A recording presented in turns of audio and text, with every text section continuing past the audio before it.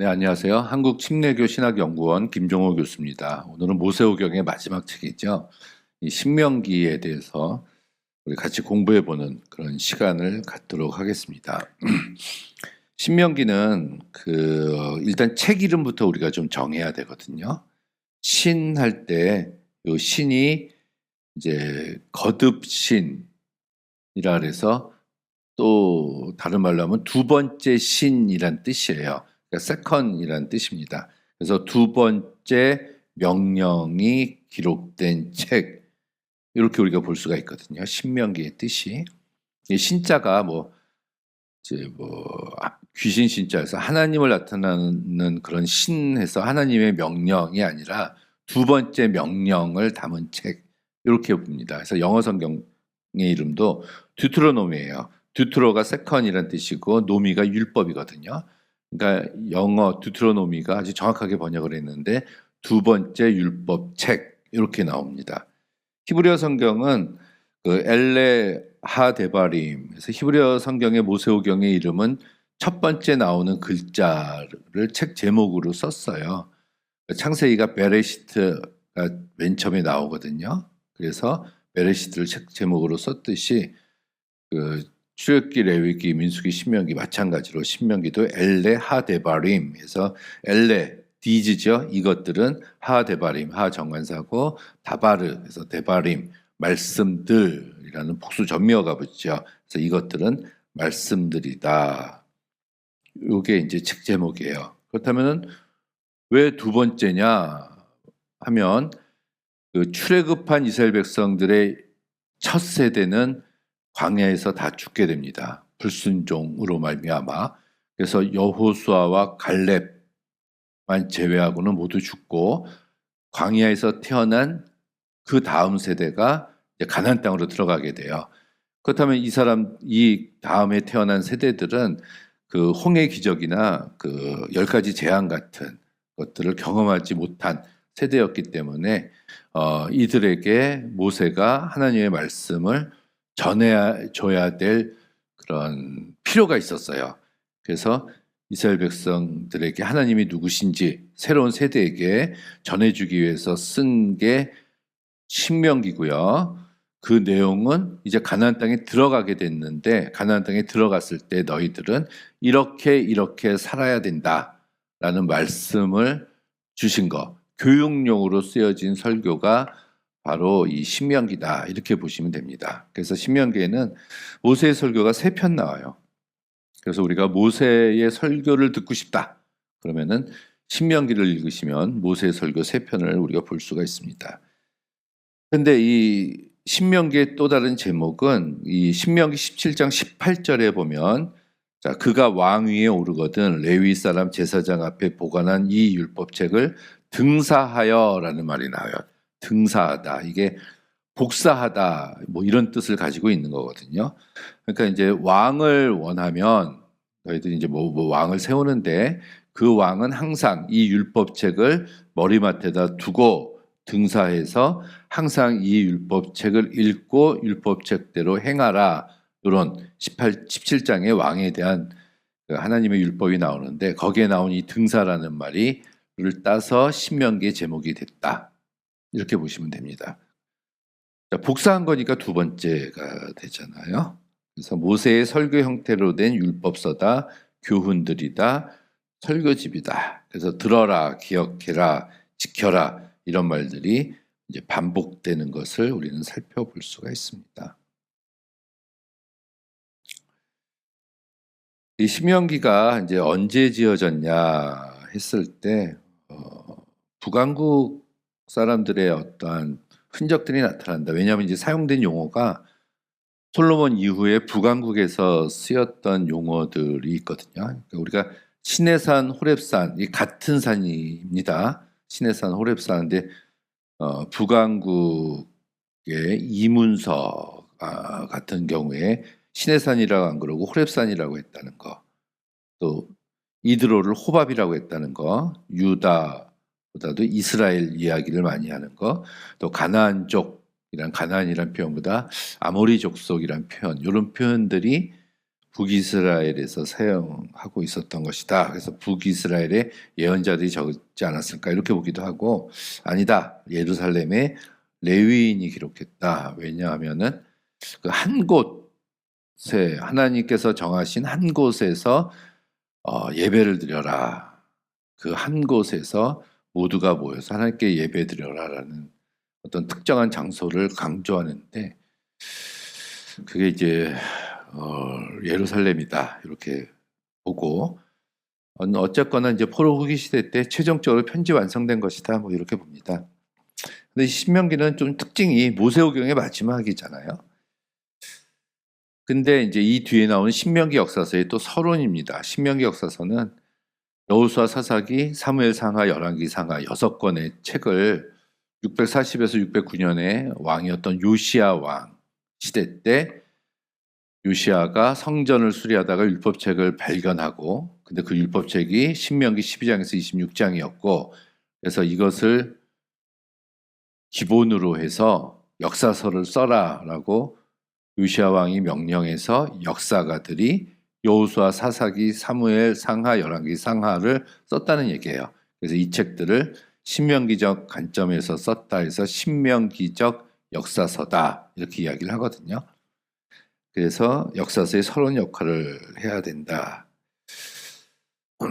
우리가 모세오경 이렇게 얘기하는데, 그래서 이 신명기는 모세오경하고 좀 색깔이 틀리니까 결이 달라서 이제 모세오경 하지 말고 모세사경 해야 된다 이렇게 주장하는 사람도 있고요. 또는 가나안 땅으로 들어간다고 했는데 이 신명기서에는 들어가지 못하고 여호수아서에 들어가잖아요. 그래서 여호수아서까지 포함해서 창세기, 출애굽기, 레위기, 민수기, 신명기, 여호수아에서 모세 육경이라고 해야 된다 이렇게 주장하는 학자도 있고, 이 신명기서 자체를 제가 좀 전에 말씀드렸듯이 신명기 역사서의 서론으로 봐서 신명기 역사서 쪽에 포함시키자 이렇게 주장하는 학자들도 있습니다.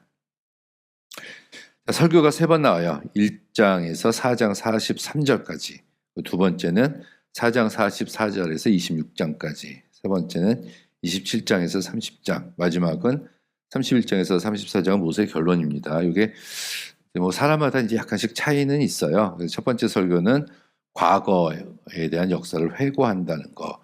두 번째 설교가 이제 중심이 되겠죠. 십계명 풀이와 신앙 고백 얘기, 유대인들의 그런 신앙 고백 얘기가 나오고, 특별히 12장에서 우리가 26장을 원신명기라고 하는데, 그 신명기 법전이죠. 그것이 두 번째 설교에 들어가 있고, 세 번째는 뭐 율법을 지키면은 복을 받고 지키지 않으면 복을 받지 못한다라는 축복과 저주에 대한 말씀이 나오고, 마지막 모세오경의 결론으로 여호수아가 지도자가 되고 모세가 축복하고 모세가 죽는 이야기.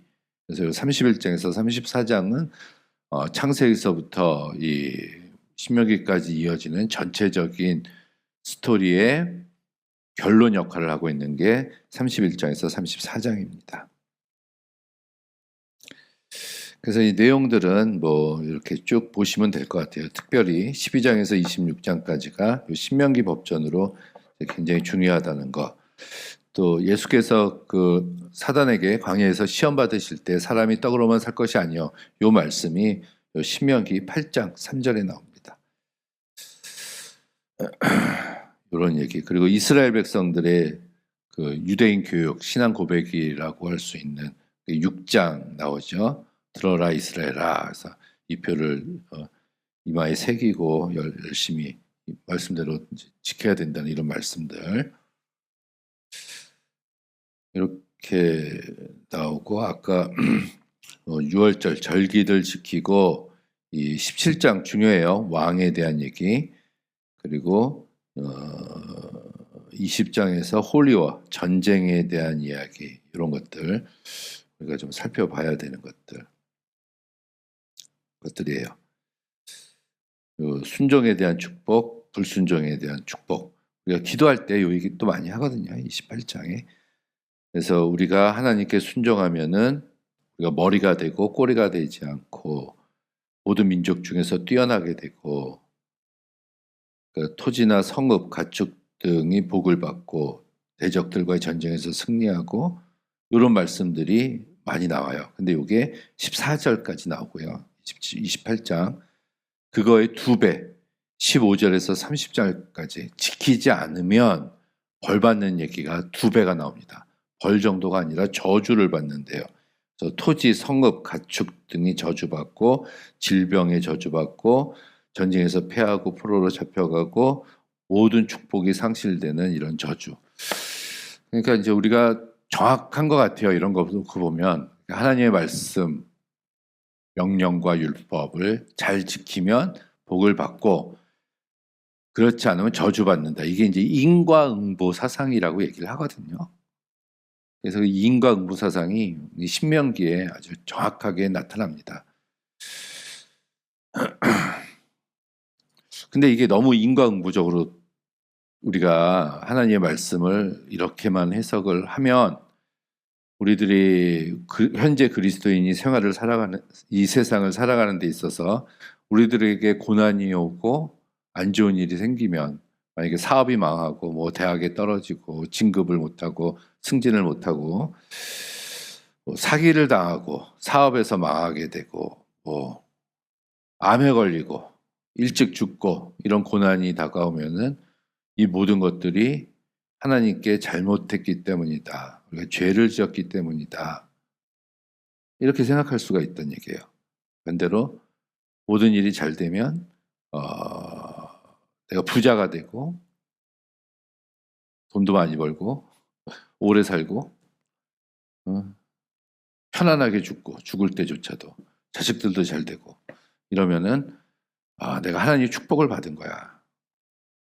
이렇게 단순하게 생각할 수가 있는데 물론 성서가 특히 신명기에서는 이런 얘기들을 하고 있지만 성서가 이 얘기만 하고 있지 않아요. 인과응보 사상이 다는 아니다. 그러나 더 깊은 철학적인 이야기를 하고 있는 게 지혜서입니다. 잠언이나 전도서, 특히 욥기 같은 경우 보면 욥 보세요. 의인이고 완벽한 사람이었는데 재산 다 털리고 자식 10명 다 죽고 온몸 질병에 허덕이고 있잖아요. 그게 욥이 잘못해가지고 받은 벌이 아니거든요. 그래서 이제 우리가 성서의 인과응보 사상이 있지만 그렇지 않은 면도 있다. 이렇게 우리가 생각을 해야 됩니다. 우리 성도 중에 뭐 암에 걸려서 3개월 시한부 판정을 받았을 때 우리들이 신방이라고 가서 위로해 준답시고 가서 아니 도대체 하나님께 무슨 죄를 지었길래 암에 걸려서 3개월밖에 못 삽니까? 빨리 지금 회개하십시오. 하나님이 낫게 해주실 것입니다. 이렇게 신방하면 안 된다는 얘기예요. 그 욥이 고난 중에 있을 때 기와 가지고 몸을 북북 긋고 있었을 때 세 친구가 찾아와서 욥에게 했던 말이 이 말입니다. 네가 죄를 졌기 때문에 네가 지금 이렇게 고난을 받는 것이니까 빨리 회개해라. 욥이 아무리 생각해도 자기는 잘못한 게 없거든요.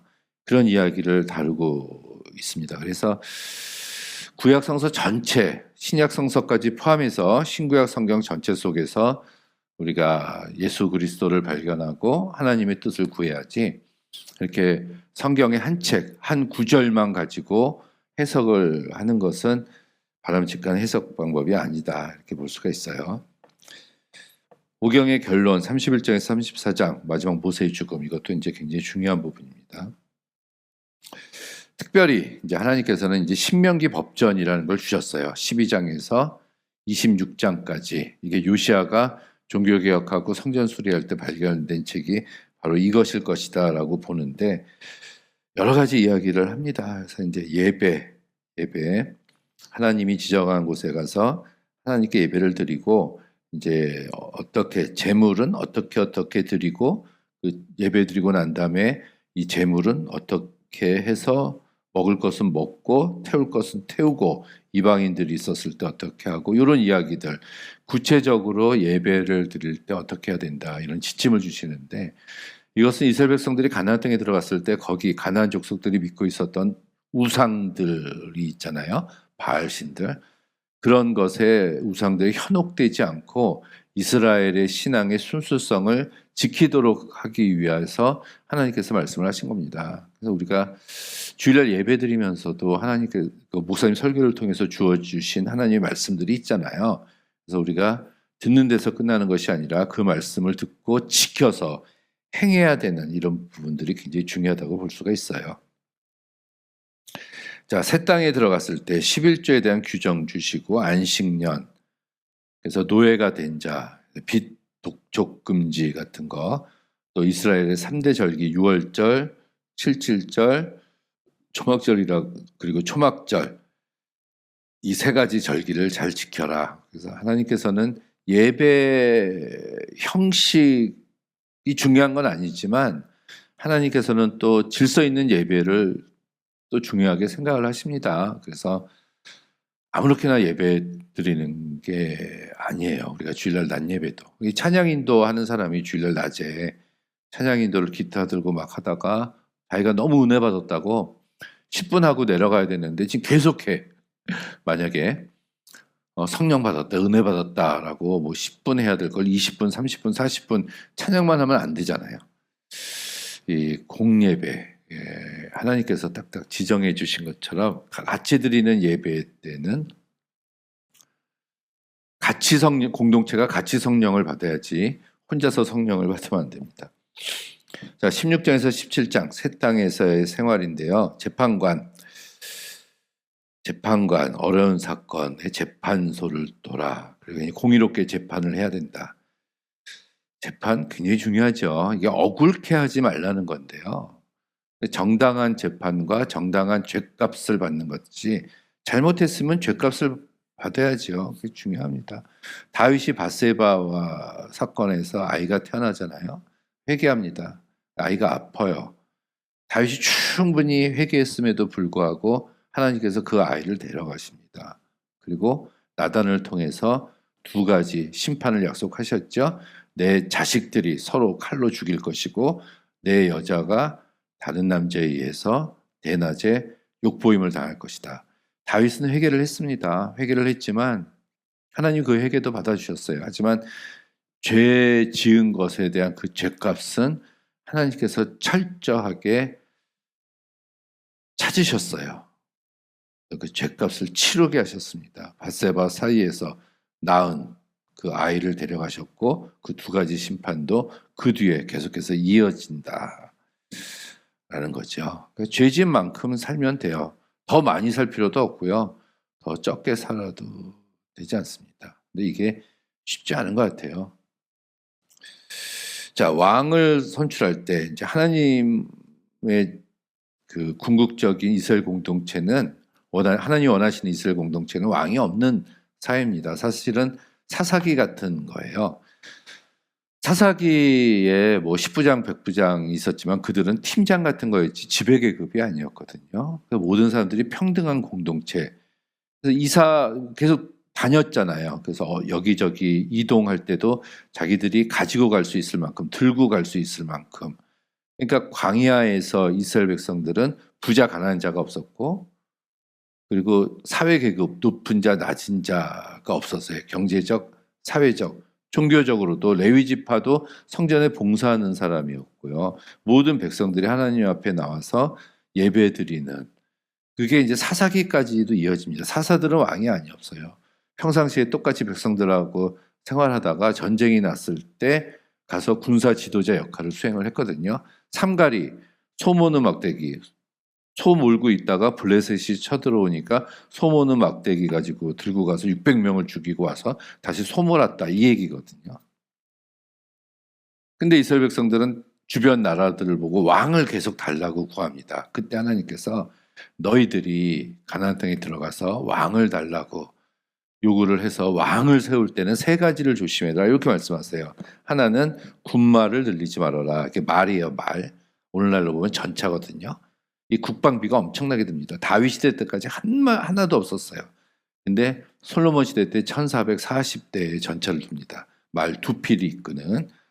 그리고 아내를 많이 두지 말라. 여자, 내 딸들을 취하려고 한다는 거죠. 그리고 그 왕은 은금, 돈, 재물을 많이 두지 말라.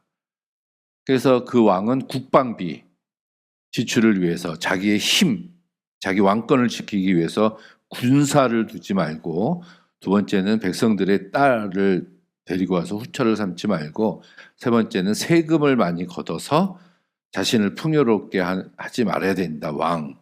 그리고 그 16장 17절에 항상 하나님의 말씀을 등사해서 이 율법책을 머리맡에 두고 주야로 그 율법책을 읽고 하나님의 말씀대로 행해라. 왕이 아니에요, 이러면. 왕은 자기 마음대로 하는 게 왕인데, 진짜 왕은 하나님이시란 얘기죠. 그래서 사울이 첫 번째 왕이 되고 다윗, 솔로몬, 그 뒤에 이제 갈라져서 19명의 왕이 나오고 20명의 왕이 나오게 되는데, 그러면은 막 약 한 42명 정도의 왕이 이스라엘 역사에서 나타나게 됩니다. 근데 그 왕들 중에서 이 말씀에 딱 어울리는 왕은 솔로몬이에요, 솔로몬. 우리가 지혜로운 왕, 좋은 왕, 선한 왕이라고 얘기하고 있지만 솔로몬이 군마를 돕고 후처가 이제 700이요, 빈장이 300이라 1000명의 처첩을 돕고요. 그리고 세금, 성전 하면서 세금 걷었는데 그게 666달란트라 이렇게 나옵니다. 666이 나와요. 그래서 왕에 대한 이런 것들, 그리고 도피성 얘기도 한 번 더 나오고요. 이런 이야기들이 새 땅에서 이렇게 살아야 된다는 거. 이제 율법을 또 해석해 준 5가지 규정들이 있습니다. 범인을 알 수 없는 살인에 대한 속죄 의식이 있고, 여자 포로를 아내로 맞이했을 때 어떤 규정들, 마다들의 권리, 불효자에 대한 권리, 그리고 사람과 자연 질서 준수하고 성적 순결에 대한 이웃 재산을 폐를 끼치면 안 된다는 거, 자연 질서, 그리고 부부간의 순결,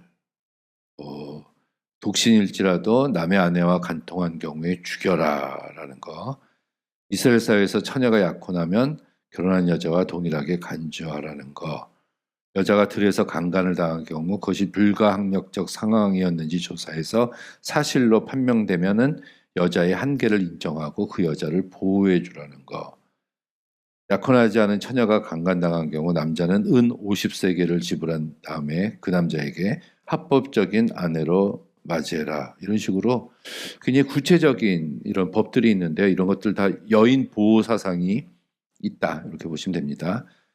그들은 이제 각종 시민법들 이렇게 쭉쭉 나오고요. 이 약자에 대한 법, 특히 이혼과 재혼에 대한 거, 약자 보호 규정, 인신매매 금지, 담보물 품삯에 대한 거, 가난한 이웃에 대한 것, 또 각종 사회법으로 태형에 대한 규정, 싸울 때 금지된, 타인의 성기를 공격하는 자의 손은 잘라버려라, 이런 말씀 나와요, 성경에. 그래서 결국은 율법을 준수해라, 이 법으로 주신 거예요. 사실 법은 제일 밑에죠. 밑에고 그 위에 판례, 조례가 있고 그 뒤에 도덕이 있고 그 위에 이제 양심이 있는 겁니다. 양심대로만 살면은 도덕은 필요 없어요. 아니, 법은 필요 없습니다. 뭐 도덕만 지켜도 법이 필요 없죠. 근데 사람들이 이거를 안 지키기 때문에 이제 법을 둔 거란 얘기거든요. 근데 이 법의 궁극적인 목적은 여인 보호 사상이고 인권 보호 사상인데, 궁극적으로는 이스라엘 공동체를 유지시키기 위한 하나의 방법으로 하나님이 엄격하게 이 법을 주셨다는 얘기입니다. 이 법을 줬다는 것은 한마디로 말해서 지키지 않았으니까 지킬 것으로 주셨다라고 우리가 볼 수가 있겠죠. 이 신명기 법전의 특징은 계약 중심이다. 하나님과 이스라엘 백성들이 계약을 맺었다는 거.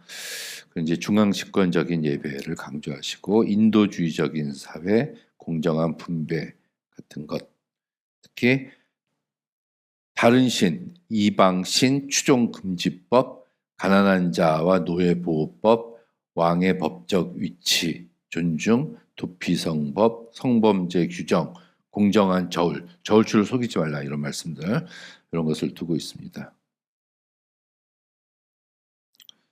안식년과 면제년, 왕의 의무, 가정 내에서 성결 규례 같은 거 얘기하고요. 특히 20장에서 이제 성전인데요.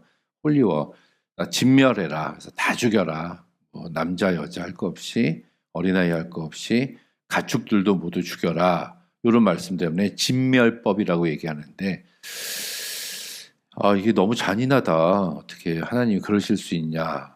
이렇게 이야기를 합니다. 근데 요 신명기 20장을 우리가 자세히 읽어보면 이 20장은 성전에 참여하는 자를 예배에 참여하는 자와 똑같이 구분을 합니다. 근데 이제 우리가 한번 생각을 해보면요. 이제 전쟁을 하잖아요. 전쟁을 왜 하냐는 거죠. 왜? 아주 고대로부터 현재 이르기까지 전쟁을 하는 이유는 사실은 근본적으로 딱 하나입니다. 남의 것을 약탈해 오기 위한 거예요. 특히 고대 사회에는 추수 때가 되면 항상 전쟁이에요. 그것은 남미 1년 동안 농사한 것을 가서 빼앗아 오기 위함이고, 또 자식을 낳기 위해서 여자를 겁탈해 와서 포로로 잡아와서 아이를 낳게 하는 이런 전쟁이에요. 뭔가 얻으려고 하는 전쟁이죠. 현대는 다르지 않냐? 현대도 마찬가지입니다. 종교 전쟁도 마찬가지고요. 세계 1차 대전, 2차 대전, 최근에 걸프전 같은 것도 다 이권과 개입이 있어요. 다 우크라이나 전쟁도 마찬가지고요. 그러니까 전쟁에서 뭔가 이제 얻어야 되는 거죠. 그런데 만약에 우리가 전쟁을 했는데 얻을 것이 아무것도 없다고 생각을 해봐요. 전리품이 하나도 없다는 거. 포획할 것이 하나도 없다. 사람도 없고 재물도 하나도 가지고 올 수가 없다. 그럼 전쟁을 합니까? 그럼 전쟁을 안 하죠. 전쟁을 하면서 내가 피해를 보고 우리 편 군사들도 많이 죽을 텐데 안 하죠. 그러니까 이 진멸법은 모두 태워라. 태워서 하나님께 드리라는 거거든요. 자기 것은 없다는 얘기예요. 그러니까 어떤 이익을 목적으로 남의 것을 빼앗으려는 목적으로 전쟁에 임해서는 안 된다는 어떤 가장 근본적인 의미를 담고 있는 게 이 홀리워, 거룩한 전쟁의 개념이다. 이렇게 우리가 정리를 하면 됩니다. 정리를 하면. 그러니까 진멸하라는 것은 모두 태워서 하나님께 드려라. 그럼 내 것은 하나도 없다라는 얘기죠. 그러니까 그런 정신으로 가나안 땅에 들어가는 거, 하나님께 순종하고 예배 드리는 것과 같은 전쟁이지, 탐심을 품고 남의 것을 가지고 오기 위해서 하는 전쟁은 하나님께서 허락하지 않으신다. 이런 것이 신명기 20장에 나오는 거룩한 전쟁에 대한 말씀이다라고 우리가 볼 수가 있겠네요. 우리가 성서는 우리가 이제 글자를 읽지 않습니까? 글자를 읽으면서 줄 사이 행간의 의미를 우리가 파악을 해야 된다고 얘기를 하잖아요. 우리가 문자만 받아들이는 것이 아니라 그 안에 있는 행간의 간격을 우리가 읽을 수도 있어야 되고요. 특히 신학적으로 이것을 해석해서 우리가 봐야 되는 그런 힘을 우리가 사실 성서를 읽을 때도 길러야 됩니다. 성경 한두 구절 외워가지고 앞뒤 제껴놓고 그것만 봐서는 안 돼요. 예, 그렇게. 그래서 신명기 신학적인 주제는 하나님은 하나님의 사랑을 나타내고 있고 계약사상이 있고 회개를 원하시고 신명기전에는 인과응보에 대한 말씀이 있다. 이런 것들이 이제 신명기다. 우리가 이렇게 보면 되겠습니다. 예, 감사합니다.